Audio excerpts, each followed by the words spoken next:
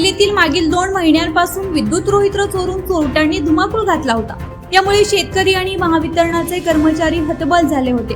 त्यावर उपाय म्हणून शेतकऱ्यांनीच गस्त घालण्यास सुरुवात केली।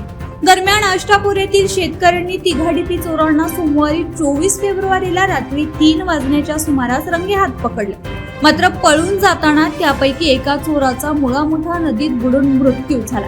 मिळालेल्या माहितीनुसार अष्टापूर येथे स्मशानभूमीच्या परिसरातील रोहित्र चोरण्यासाठी 5 ते 6 जणांचे चोरट्यांचे टोळके आले होते। त्याच वेळी परिसरात गस्त घालत असणाऱ्या नागरिकांना रोहित्र फोडण्याचा आवाज आला आणि त्यांनी तिकडे धाव घेतली। नागरिक आल्याची चाहूल लागताच चोरट्यांनी पळायला सुरुवात केली। मात्र नागरिकांनी चोरट्यांचा पाठलाग करून 3 जणांना पकडलं, तर दोघे चोरटे अंधाराचा फायदा घेऊन पसार झाले। मात्र एका चोराने पकडले जाण्याच्या भीतीने पोहता येत नसतानाही मुळामुठा नदीत उडी मारली। त्याचा पाण्यात बुडून मृत्यू झाला। नागरिकांनी त्याचा मृतदेह नदीतून बाहेर काढला आणि घटनेची माहिती पोलिसांना दिली। या घटनेची माहिती मिळताच लोणीकंद पोलीस तातडीने घटनास्थळी दाखल झाले होते। नागरिकांनी चोरांना लोणीकंद पोलिसांच्या ताब्यात दिले आहे। लोणीकंद पोलीस ठाण्यात चोरट्यांच्या विरोधात गुन्हा दाखल करण्यात आलाय। चोरट्यांचे नावे अद्यापही समजू शकलेले नाहीत।